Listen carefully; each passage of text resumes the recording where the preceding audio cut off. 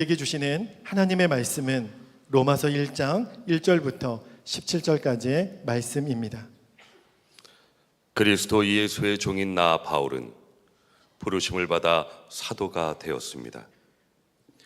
나는 하나님의 복음을 전하기 위하여 따로 세우심을 받았습니다. 이 복음은 하나님께서 예언자들을 통하여 성경에 미리 약속하신 것으로 그의 아들을 두고 하신 말씀입니다. 이 아들은 육신으로는 다윗의 후손으로 태어나셨으며 성령으로는 죽은 사람들 가운데서 부활하심으로 나타내신 권능으로 하나님의 아들로 확정되신 분이십니다. 그는 곧 우리 주 예수 그리스도이십니다. 우리는 그를 통하여 은혜를 입어 사도의 직분을 받았습니다.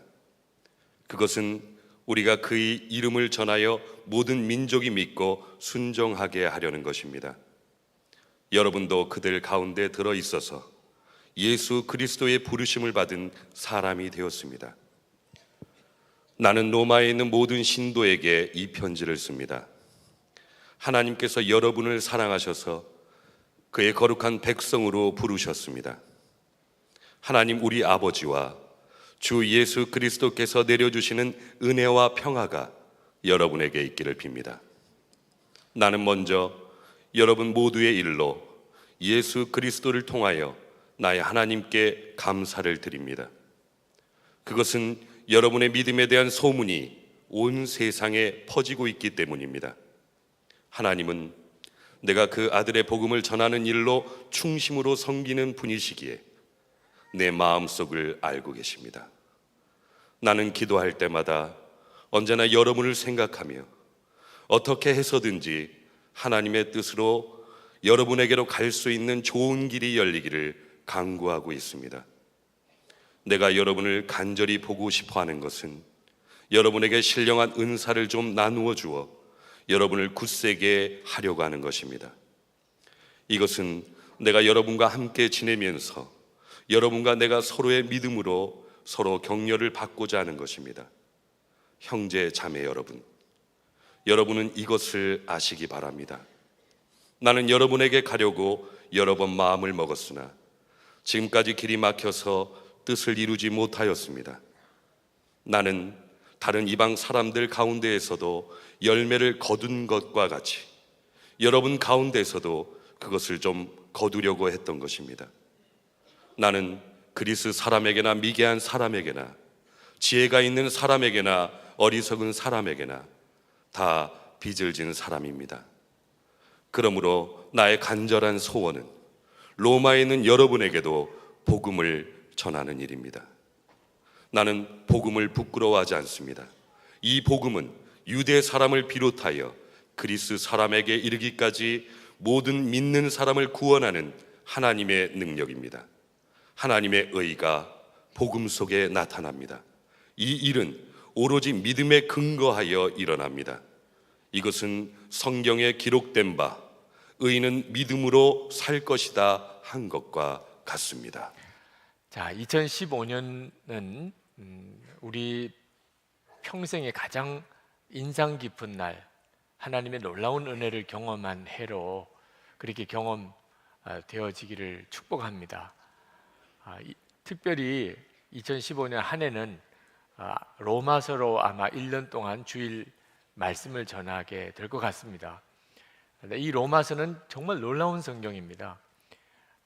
하나님께서 로마서를 통해서 얼마나 많은 사람들을 바꾸셨는지 모릅니다. 우리가 다 알고 있는 하나님의 정말 큰 종들, 어거스틴, 또 마틴 루터, 또 존 웨슬레, 또 칼빈, 다 로마서로 인해서 사람이 다 변화된 사람들입니다. 종교개혁이 로마서를 읽으면서 마틴 루터가 성령의 놀라운 감동을 받으면서 시작이 된 것입니다. 로마서는 한 사람의 인생과 또 그 가정과 가문과 그리고 나라와 민족과 세계 교회의 역사를 바꾼 놀라운 책입니다. 그래서 로마서를 성경의 반지라고 그렇게 말하기도 합니다. 이 로마서를 우리가 1년 동안 말씀을 주일마다 말씀을 본다는 것은 그건 정말 놀라운 일이 우리 가운데 일어날 수 있다는 것을 말해주는 것입니다. 이 로마서가 이처럼 놀라운 것은 이 로마서가 복음을 가장 정확하게, 가장 놀라우게 증거해주고 있는 성경이기 때문에 그렇습니다. 우리가 어떻게 하나님으로부터 죄사함을 받고 의로움을 받게 됐는지, 또 우리가 어떻게 하나님의 선물을 받는 것인지, 또 우리가 어떻게 인격과 삶이 변화되는 거듭나는 삶을 살게 되는 것인지, 그 내용들을 로마서가 너무나 분명하고 정확하게 우리에게 말씀해주고 있습니다. 여러분, 이 로마 교회에 보낸 사도 바울의 편지이기 때문에 이걸 로마서라고 이렇게 말을 하는데, 로마 교회 하면 어떤 느낌이 드십니까? 우리나라의 가장 중요한 도시가 서울이죠. 서울은 누구나 다 가서 살기를 원하는 곳입니다. 서울에 있는 어느 대학을 간다는 것 굉장히 중요한 의미가 있죠. 직장이 서울에 있다는 것도 많은 사람이 선망하는 일입니다. 그래서 서울에 있는 교회, 그러면 교회들 중에서도 굉장히 좋은 이미지를 가지고 있죠. 그런 뜻에서 보면 로마 교회는 대단한 교회일 것 같죠. 그때 당시에 전 세계의 수도와 같은 곳입니다. 그 로마에 교회가 있었습니다. 그러나 실제로 보면 로마 교회는 가장 비참한 고난 중에 있는 교회였습니다. 우리가 성지순례를 가서 로마에 가게 되면 그 로마 교회의 흔적을 지금도 볼 수 있는데, 지하 무덤입니다. 카타콤이라고 하는 지하 무덤입니다. 지하 무덤에서 살았어요. 핍박을 피해서. 로마 교회는 무서운 핍박을 당했던 교회입니다. 얼마나 핍박이 심했으면 지하 무덤 속에 들어가 살았겠습니까? 얼마나 300년 가까이. 여러분도 여러분의 삶에 이런저런 고난이 많으신 분들이 있으실 겁니다. 그러나 300년 동안 지하 무덤에서 살았다. 이런 고난은 아마 세계 역사에 찾아보기 어려울 겁니다. 그런 고난을 겪었던 교회가 로마 교회입니다. 근데 그 고난을 이겨낸 거예요. 무엇으로 이길 수 있었을까요? 주 57년 사도 바울이 로마 교회에 보낸 이 편지 때문에, 이 편지 안에 고난을 이길 수 있는 복음이 있었던 거예요. 그 복음으로 인해서 로마 교회는 그 무서운 핍박을 이기고, 그리고 결국은 로마가 기독교 국가가 되어버리고 말았지 않습니까? 여러분, 우리에게는 정말 엄청난 하나님의 축복이 있습니다. 그래서 오늘 제목을 세상에서 가장 위대한 것이라고 그렇게 정했습니다. 어떤 누구도 부럽지가 않게 만들어주는, 어떤 형편에서도 기뻐하고 감사하게 만들게 해주는 것이 우리 속에 있습니다. 정말 모든 사람에게 나누어 주고 싶은 그런 놀라운 축복이 여러분 모두에게 있습니다. 그게 복음입니다. 정말 세상에 가장 위대한 것이죠. 순회선교단의 김용희 선교사님, 그분의 전매 특허와 같은 메시지가 있습니다. 복음이면 다냐? 다다. 그분의 정말 전매 특허 같은 메시지예요. 복음이면 다냐? 복음이면 다지. 김용희 선교사님은 그렇게 설명합니다. 만약에 이 말이 거짓이라면, 이것이 사실이 아니라면, 복음이면 다다. 이게 사실이 아니라 하나님은 사기꾼이라. 하나님이 그렇게 말씀하셨어요. 여러분도 복음에 대해서 그런 담대함이 있습니까? 복음이면 다다. 그런 감격과 확신이 여러분에게 있습니까? 그렇지 못하시는 분들이 꽤 있으실 겁니다. 복음이라고 수도 없이 들었지만 복음이 다다. 그런 확신과 감격이 없이 사시는 그리스도인들이 많습니다. 저는 여러분들을 책망하거나 힐난하거나 비난하려고 이 말씀을 드리는 게 아닙니다. 여러분 안에 정말 그렇게 고백할 수 있는 세상에서 가장 위대한 것이 있다는 사실을 깨우쳐 드리고 싶은 겁니다. 저는 군목에 들어갔을 때 그때 포병 연대에 제가 배치를 받았는데 그 연대장님에게 신고를 하는 시간에 그 교회 집사님이십니다. 저를 앉혀서 차를 대접해 주시면서 부탁을 하세요. 제가 목사님에게 부탁드릴 것은 한 가지밖에 없습니다. 그것은 목사님이 교회만 계시지 말고 계속 매일 저녁에 내무반을 돌아다니면서 병사들에게 하나님의 말씀을 좀 전해달라는 겁니다. 제가 그 연대장님의 말씀에 그렇게 하겠다고 대답을 드렸어요. 제가 육군 중위이죠. 그분은 지휘관이죠. 또 목사인데 내무반만 다니면서 하나님의 말씀을 전해달라는데 못합니다, 안 합니다. 그렇게 할 이유가 없지요. 그래서 저녁에 이제 병사들이 있는 내무반에 갔습니다. 가서 얼마나 어려웠는지 몰라요. 제가 내무반에 가면 아주 환영해 줄 거라고 그렇게 생각했습니다. 늘 교인들 신방 가면 환영해 주셨잖아요.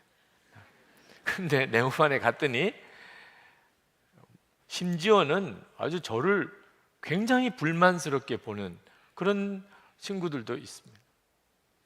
아주 귀찮아하는 사람들은 대부분이고 눈을 감고 아무 생각 없다는 식으로 앉아있는 친구도 있고 보이지 않는 저항이죠. 제가 가서 몇 번 다녀보고는 금방 감을 잡았어요. 그 시간은 병사들이 이제 씻기도 하고 그리고 TV도 보고 책도 보고 편지도 쓰고 자기 빨래도 해야 되고 그런 시간입니다. 그런데 저녁에 제가 가서 인격 지도라고 하는 그런 과목으로 군목이 와서 특별히 말씀을 전한다 그러니까 당직 사관은 병사들을 다 집합시켜 주는 거죠. 군대니까 어떻게 하겠어요? 또 제 직책은 그렇고 군목은 인격 지도를 해야 되는 게 군에 정해져 있는 법입니다. 근데 제가 몇 번 다니고는 그만 완전히 좌절에 빠졌습니다. 나는 못하겠어. 제가 그때 알았어요. 제가 가지고 있는 복음은 기쁜 소식이 아니라는, 병사들에게 기쁜 소식이 아니에요. 저는 복음이라고 알고 있는 것을 전했어요. 근데 병사들은 전혀 반응이 달랐습니다. 그건 저에게 엄청난 충격이었습니다. 제가 복음을 모르느냐? 목사가 어떻게 복음을 모르겠어요? 주 예수를 믿으면 모든 죄가 사함받고 하나님의 자녀가 되고 그리고 죽으면 천국에 가는. 병사들에게는 그건 아무 관심이 없었어요. 어떤 병사들은 자기는 불교 신자인데 왜 자꾸 기독교 이야기를 하느냐, 노골적으로 반발을 합니다. 군종들한테 물어보니까 아주 야한 이야기를 하면 좋아한다고. 제가 군목으로 가서 무슨 야한 이야기를 해서 병사들을 즐겁게 하겠어요? 제가 그때 겪었던 좌절은 엄청난 것이었습니다. 저는 병사들에게 찾아가서 정말 감격스럽게, 여러분 기쁜 소식을 전해본 경험이 있으시죠? 누구에게 정말 기쁜 소식을, 저는 병사들에게 찾아가서 여러분에게 정말 기쁜 소식이 있습니다. 여러분들이 들으시면 정말 좋아하실 거예요. 여러분들이 이 소식을 들으면 여러분이 너무나 변화될 거예요. 이런 기분으로 병사들을 찾아가지 못했어요. 저는 저녁에 병사들의 내무반을 찾아가는 것이 얼마나 힘들었는지 모릅니다. 오늘 본문의 사도 바울은 16절에 나는 복음을 부끄러워하지 않는다고 그랬습니다. 이건 정말 놀라운 고백입니다. 복음을 부끄러워하지 않는다. 저는 복음이 부끄러웠어요. 안 들을 텐데, 싫어할 텐데, 귀찮아할 텐데. 사도 바울이 복음이 부끄럽지 않다고 하는 것은 형편과 여건이 좋아서 그런 게 아닙니다. 제가 겪었던 것보다 더 어려웠어요. 그때 당시에 로마는 전 세계 정치, 경제, 문화, 군사의 중심지입니다. 그 로마에는 황제가 있습니다. 그 황제는 신으로 숭상받는 존재, 모든 부귀영화와 권세를 다 가지고 있습니다. 그런 로마에서 예수님의 십자가 복음, 그건 너무나 초라한 것이에요. 정말 조롱거리입니다. 예수를 믿는 사람들은 저 지하 무덤에 가서 삽니다. 다 뺏기고 아무 저항도 없이 그냥 비참하게 죽어가고, 경기장에서 십자가에 못 박히고 짐승의 밥이 되고. 그런데 누가 예수를 믿고 싶겠어요? 예수를 믿는 것은 부끄러운 일이고 복음은 정말 초라한 것이었어요. 그런데 사도 바울은 나는 복음을 부끄러워하지 않는다, 그런 상황에서 이 말씀을 읽어야 하는 겁니다. 사도 바울은 무슨 형편이 좋았는 줄 아십니까? 사도 바울은 복음을 전하러 다니느라고 빌립보에서는 지하 감옥에 갇히고, 데살로니가에서는 쫓겨나고, 베레아에서는 아주 몰래 밤중에 숨어서 피하고, 아데네에서는 조롱을 당하고, 히브리 헬라 사람들한테서는 무식한 사람 취급을 받고, 유대인들에게는 거치는 돌이 되었습니다. 하여튼 어디서든지 사도 바울은 문제거리예요. 누구나 사도 바울 보고는 다 손가락질을 하는 그런 사람이 됐습니다. 그런데 사도 바울이 나는 복음을 부끄러워하지 않는다. 근데 그게 제가 안 되는 거예요. 저는 성경을 알기는 알겠는데 그런 느낌이, 그런 담대함과 확신이 제게 없는 겁니다. 그렇다고 네모반을 찾아다니면서 병사들 앞에서 말씀을 전하는 것을 안 할 수는 없었어요. 착하니까. 연대장님이 하려는데, 물론 뭐 군목이 못한다 그러고 안 가면 뭐 어떻게 하겠어요. 그렇지만 이건 해야 되는 일이지 않겠나. 할 수 없이 무릎을 꿇었습니다. 하나님, 저는 말씀을 전할 자신이 없습니다. 여러분들처럼 말씀을 듣기를 원해서 오시는 분들 앞에 서서 설교하는 것도 쉬운 일이 아니에요. 근데 말씀을 안 듣겠다고 하는 그 젊은 병사들 앞에서 제가 1시간 정도를 말씀을 전해야 되는 일은, 이건 보통 어려운 일이 아니에요. 하나님, 제가 복음을 잘 모르는 것 같습니다. 이게 기쁜 소식이어야 될 텐데, 마치 제가 불신자인 것처럼 도대체 복음은 기쁜 소식인가? 그렇게 복음을 다시 보기 시작했습니다. 그때 기도 중에 하나님이 저에게 주신 마음이, 지금 이 병사들이 군에 오지 않았다면 목사 앞에서 이렇게 말씀을 들을 수 있었겠느냐? 군이 아니면 그 자리에 와 있을 사람 거기 얼마 없어요. 한 번도 복음이라고는 들어보지 못하고 인생을 마칠 수밖에 없는 사람이 군인이기 때문에 할 수 없이 군목이 인격 지도를 하러 왔으니, 그러니 모일 수밖에 없는 사람이 얼마나 많은 줄 아느냐. 그게 사실이었어요. 그러니 이건 못한다고 할 수도 없고 안 한다고 할 수도 없어요. 그때 하나님께서 제게 하나하나 깨우쳐 주신 거, 정말 이게 복음일까? 정말 우리에게 복음이 뭘까? 그래서 깨닫게 하신 것들을 정리해서, 그리고 저녁에 가서 병사들 앞에 서서 말씀을 전하면 처음에는 영 반응이 없다가 끝날 때쯤 되면 다들 돌아서서 눈을 뜨고 저를 쳐다보고 기도해 드리겠다고 하면 다 같이 간절히 기도하고, 그리고 돌아 나옵니다. 정말 감사한 일이죠. 그래도 끝은 좋았으니까. 그래서 저는 완전히 탈진한 거예요. 그렇게 군목 생활을 3년을 했습니다. 나중에는 잘했다고 군단장 표창까지 받았어요. 어떤 분이 그렇게 이야기하더라고요. 군에서 표창 받는 거는 하나도 도움이 안 된다. 그래도 뭐 하여튼 주변에서는 잘했다고 상까지 주셨어요. 그때 저에게 하나님께서 복음이 무엇인가에 대한 눈을 새롭게 열어주셨고, 그리고 설교 사역에 대한 엄청난 훈련을 하게 하셨어요.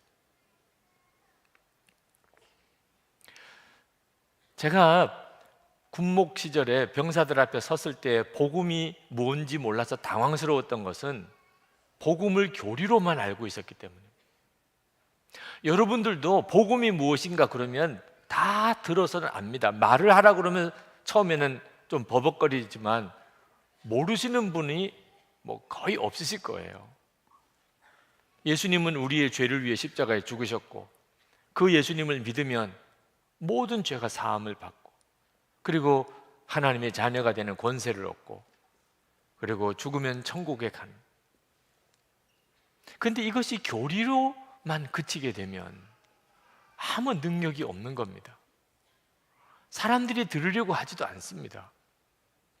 그럼 복음이 뭐지요? 복음은 예수 그리스도 그분으로 사는 거예요. 예수님이 우리를 위해서 십자가에서 죽으셔서 우리가 속죄함을 받았다가 아니고, 우리를 위해서 십자가에서 죽으셔서 우리를 속죄해 주신 그 주 예수님이 지금 내 안에 살아계시다.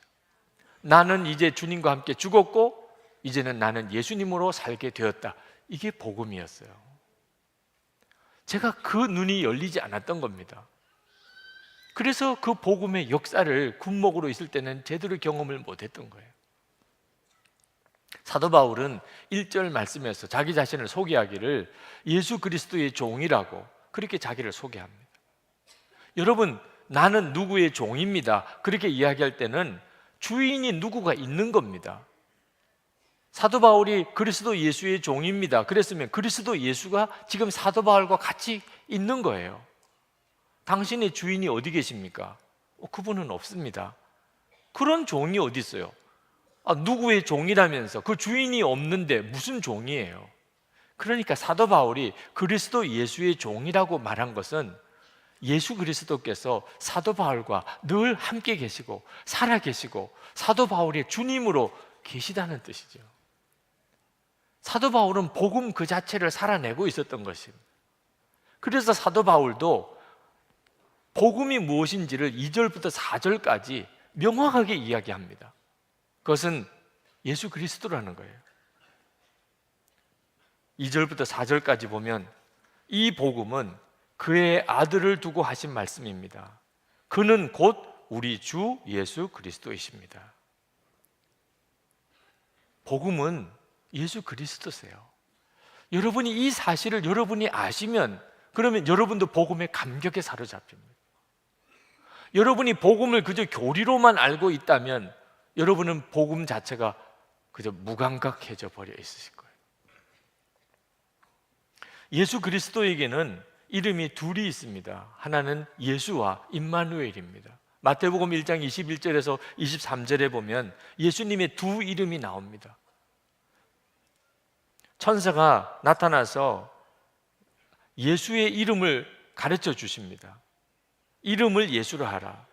그가 자기 백성을 그들의 죄에서 구원할 자이십니다. 그러나 23절에 가면 보라, 처녀가 잉태하여 아들을 낳을 것이요 그의 이름은 임마누엘이라 하리라. 이름 하나를 더 가르쳐 주세요. 임마누엘. 이를 번역한 즉 하나님이 우리와 함께 계시다 합니다.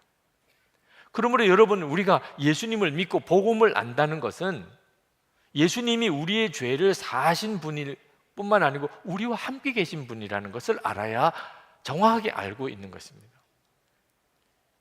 우리가 예수를 믿으면 우리 죄가 사함을 받습니다. 그래서 하나님의 의가 드러나요. 17절에 하나님의 의가 복음 속에 나타납니다. 그 말은 우리는 의롭지 않지만 예수님이 우리를 위해서 십자가에 죽으셨기 때문에 이제 하나님이 우리를 의롭다고 인정해 주신 것, 하나님의 의를 우리에게 덧입혀 주신 겁니다. 그런데 하나님의 의를 덧입혀 주신 것뿐만 아니고 우리를 의롭게 사는 자로 만들어 주십니다. 거기까지 가야 비로소 복음이 우리 가운데 온전히 이루어진 것입니다.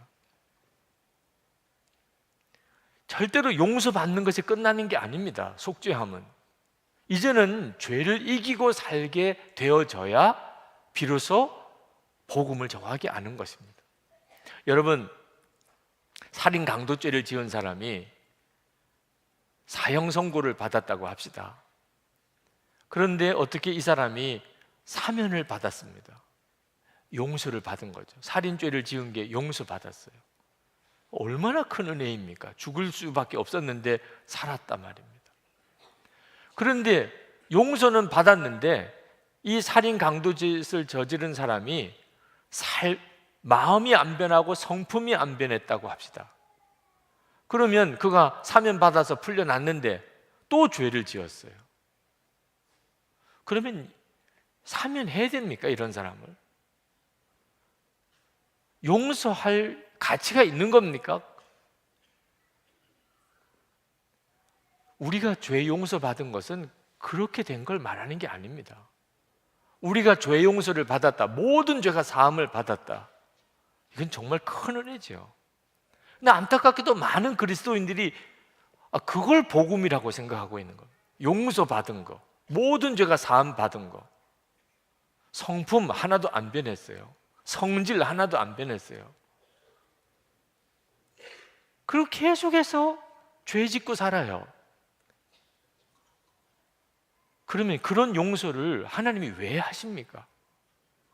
하나님께서 우리의 죄를 용서하신 것은 우리가 변하여 새 사람 되게 하시려고 하시는 거예요. 하나님의 의를 살아가는 사람이 되게 하시려고 우리를 용서하신 거예요.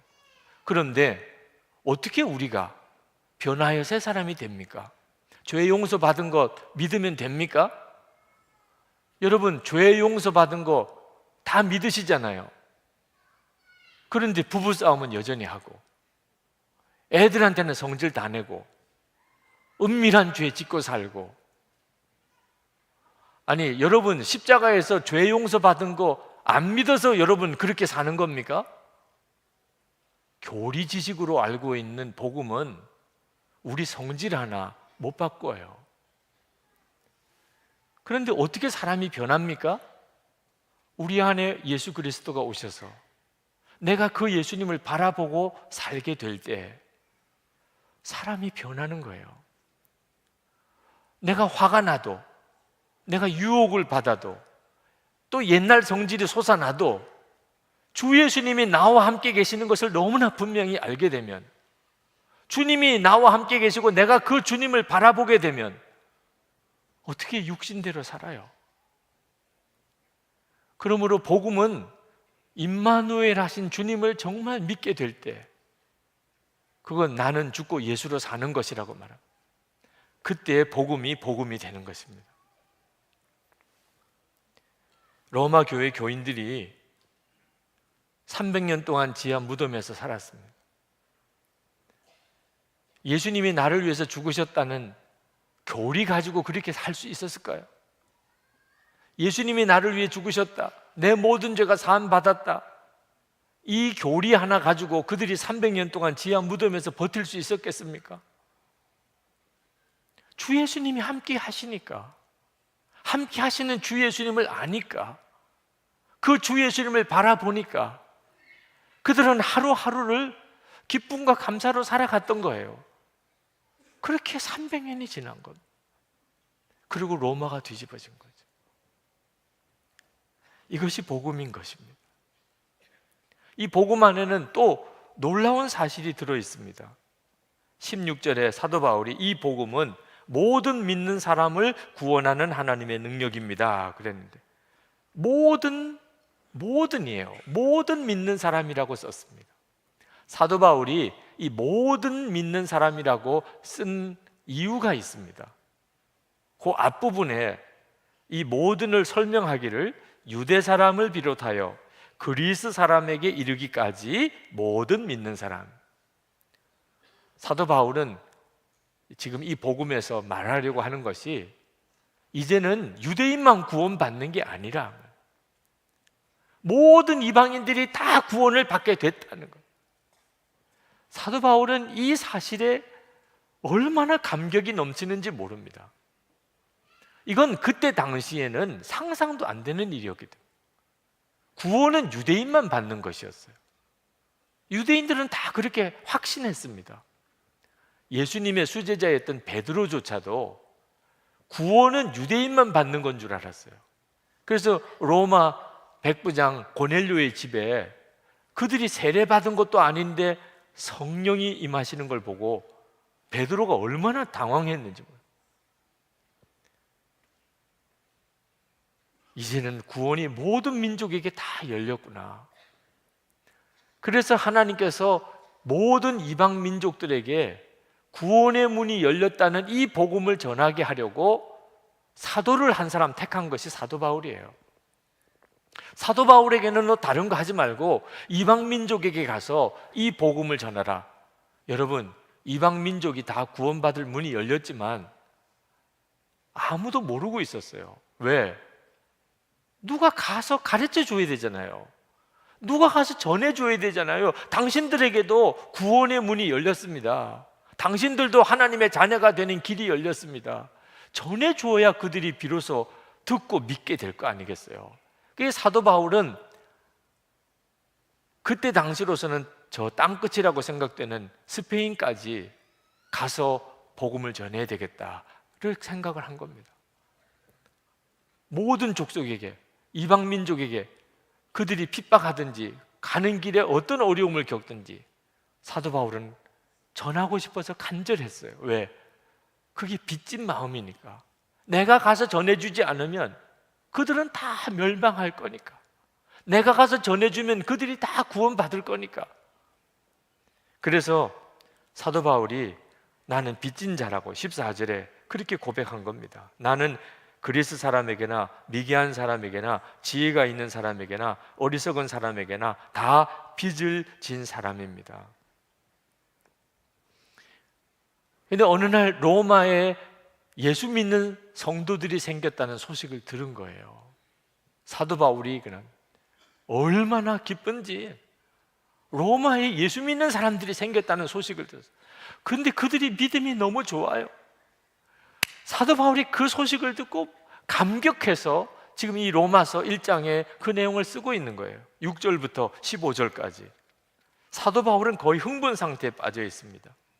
여러분도, 여기 여러분은 로마의 교회 교인들을 말합니다. 여러분도 그들 가운데 들어있어서 예수 그리스도의 부르심을 받은 사람이 되었습니다.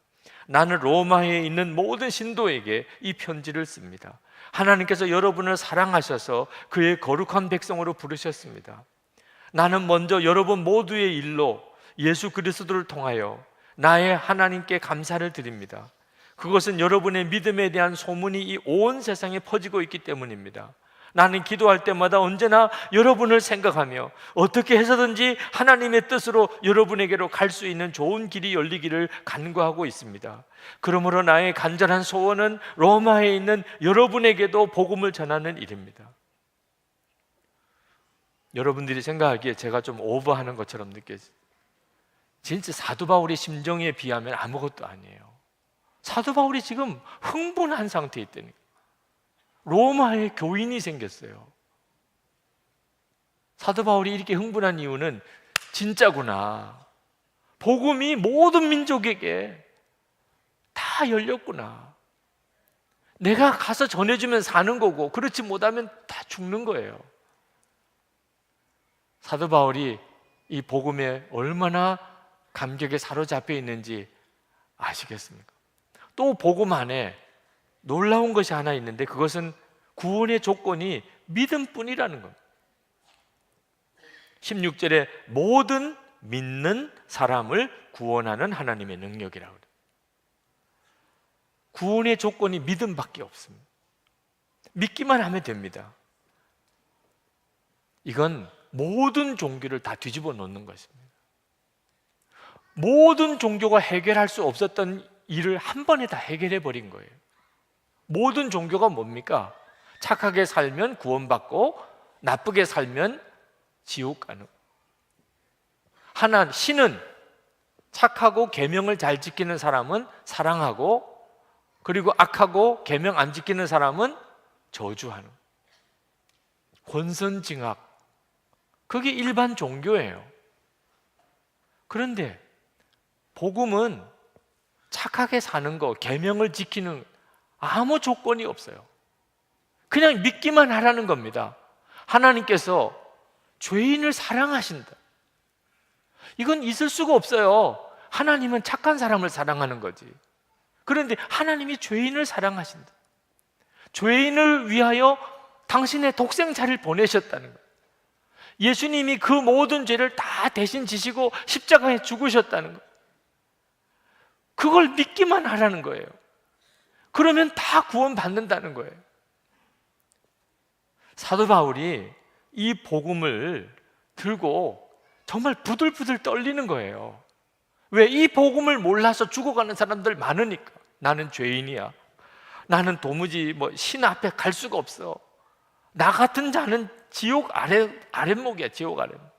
나는 내가 포기했어. 내가 어떻게 구원받겠어? 내가 무슨 천국에 갈 수 있어? 저 열심히 도닦는 저 종교인들이나 그런 사람들이나 모르지. 수도원에 들어가서 평생 무슨 죄 짓는 일을 하겠어, 저 사람들. 나 같은 속물은, 나 같은 그런 정말 더럽고 악한 자는 구원 길도 없어. 이런 사람들에게 복음을 전해줘야 되잖아요. 믿기만 하면 하나님 이제 다른 조건 아무것도 두시지 않았다. 믿기만 하라. 그러니 사도 바울이 이 복음을 위해서 종으로 부름을 받은 거, 그것 때문에 사실 사도 바울은 고생 엄청나게 하는, 나중에는 순교하지요.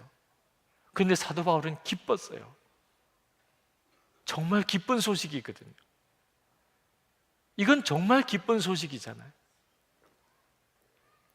자기 부, 건강, 명예, 친구, 안전 다 배설물처럼 버렸어. 사도행전 20장 24절에 내가 달려갈 길과 주 예수께 받은 사명 곧 하나님의 은혜의 복음을 증언하는 일을 마치려 하면은 나의 생명조차 조금 더 귀한 것으로 여기지 아니하노라. 육신의 생명보다 영생이 훨씬 크니까, 하나님의 나라를 바라보고 나니까, 주 예수님이 내 마음에 계시고 그분이 내 생명이고 주님이 되시고 나니까 이 복음을 모르는 사람에게 전하는 일은, 이건 말할 수 없는 감격이고 축복이었어요. 여러분, 오늘날도 복음은 부끄러움을 당합니다. 우리가 나가서 복음을 전하면 들으려고 하는 사람이 없어요. 우리 모두는 다 죄인입니다. 우리들은 다 지옥 갈 수밖에 없는 죄인입니다. 신경질 내는 사람 많아요. 아니, 나는 다른 사람보다 더 나아. 왜 나보고 지옥 갈 수밖에 없는 죄인이라고 그래? 너무너무 기분 나빠요. 예수님을 믿어야만 구원받습니다. 이 일조차도 불쾌하게 생각합니다. 기독교는 그래서 편협해. 왜 예수 믿어야만 구원받는다고 그래? 얼마든지 하나님을 찾는 길이 많은데 다른 종교는 그럼 다 아무것도 아니란 말이야. 그래서 복음을 이야기하면 벌떼같이 일어나서 비난합니다. 복음을 언급도 못해요. 여러분이 교리로만 복음을 알고 있으면 여러분은 입 다물고 평생 살 겁니다. 그러므로 여러분 안에 살아계신 주 예수님으로 복음을 알아야 돼요. 로마서가 말하는 복음은 나는 죽고 예수로 사는 복음입니다. 그게 진짜 복음이에요. 그게 진정한 속죄함입니다. 우리의 마음이 완전히 뒤집어지는 거예요. 여러분, 우리의 삶이 바뀌는 데는 두 가지 방법이 있는데, 하나는 우리 주변에 있는 환경, 사람이 다 바뀌면 그러면 우리 삶이 또 바뀌겠죠. 또 하나가 있습니다. 여러분의 마음이 바뀌어버리는 거예요. 여러분의 마음이 뒤집어지는 거예요. 환경, 여건, 사람이 안 바뀌어도 여러분의 속마음이 뒤집어지면 인생은 바뀌어버립니다. 복음은 여러분의 마음을 뒤바꿔 놓아요. 예수 그리스도께서 마음에 오시니까. 어떤 청년이 세상에 대한 원망과 불평이 가득했습니다. 선생님을 만나서 늘 하는 이야기가 세상 여러 가지 문제로 불평과 원망을 늘어놓는 겁니다. 그 선생님이 하루는 그 제자에게 너 물 한 컵과 소금을 가져와라. 제자가 가서 물 한 컵과 소금을 가져왔습니다. 그 소금을 한 움큼 집어서 그 물컵에다가 넣었습니다. 그리고는 물컵을 저어서 마시라고 그랬어요. 이 제자가 그 짜디 짠 소금물을 한 모금 마셨습니다. 인상이나 온갖 인상을 찌푸리면서 마셨어요. 맛이 어떠냐? 퉁명스럽게 환한 얼굴로 너무 짜지요. 그걸 질문이라고 하십니까? 그 제자를 데리고 맑은 호숫가로 갔습니다. 그리고는 소금이 담겨있는 그릇을 그 호수에다가 던져서 뿌렸습니다. 그리고 그 호수에 있는 물을 떠서 마시라고 그랬어요. 그리고 제자에게 다시 물었습니다. 이 물도 짜냐? 안 짭니다. 그때 그 스승이 말했습니다. 같은 소금이라도 짠맛의 정도는 그릇이 어떠냐에 따라 달라지는 거야. 인생의 고통도 마찬가지야. 내 속에 고통이 있다면 내가 컵이 되지 말고 호수가 되어야지. 여러분의 삶에 고난이 있을 거예요. 고통도 있을 겁니다. 문제도 많을 것이고 미운 사람도 있을 겁니다. 그럴 때 여러분의 마음이 어느 정도 크기인지를 한번 점검해 보셔야 돼요. 간장 종지처럼 작으면 아마 견뎌낼 수가 없을 거예요. 근데 호수 같은 사람이라면 똑같은 문제예요. 똑같은 미운 사람이 있습니다. 근데 전혀 느낌이 달라요. 여러분, 복음이 무엇입니까? 복음은 나는 죽고 예수로 사는 겁니다. 빌립보서 2장 5절에 이 마음을 품으라. 곧 그리스도 예수의 마음이니. 예수님의 마음을 품는 거예요. 예수님의 마음은 어떻겠습니까? 컵 정도일까요? 호수 같을까요? 여러분이 정말 복음을 알게 되면 여러분의 마음이 이렇게 바뀌어 버리는 겁니다. 그러니 똑같은 문제, 똑같은 고통, 똑같은 사람인데 전혀 마음이 느낌이 달라지는 거예요.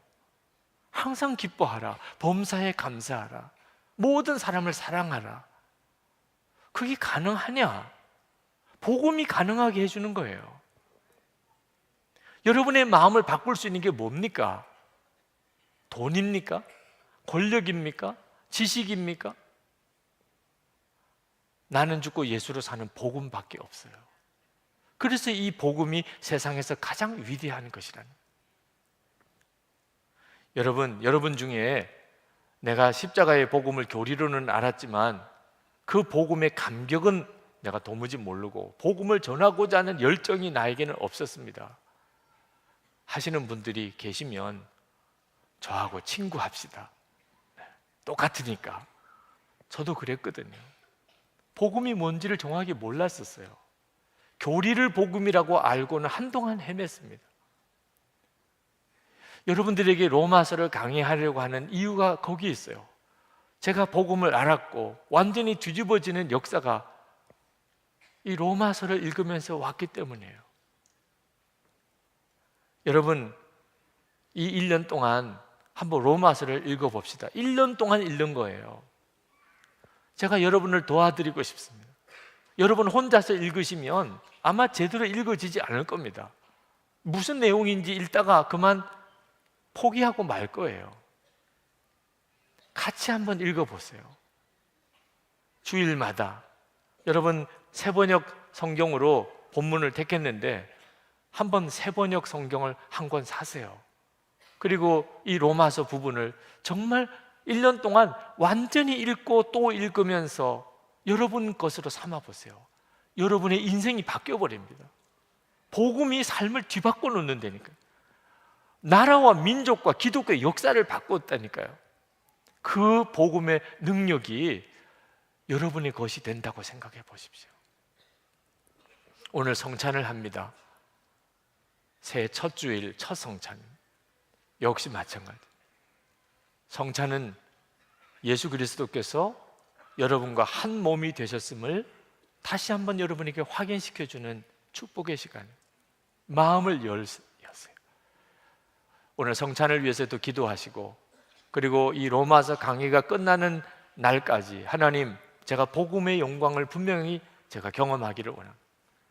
그리고 복음이신 주 예수 그리스도, 저와 온전히 연합하여 하나가 되어지는 그 놀라운 은혜를 제가 받기를 원합니다. 제가 진정으로 예수 믿고 변화되었다는 사실을 증거하는 자가 되기를 원합니다. 우리 통성으로 기도하시고 성찬을 받겠습니다.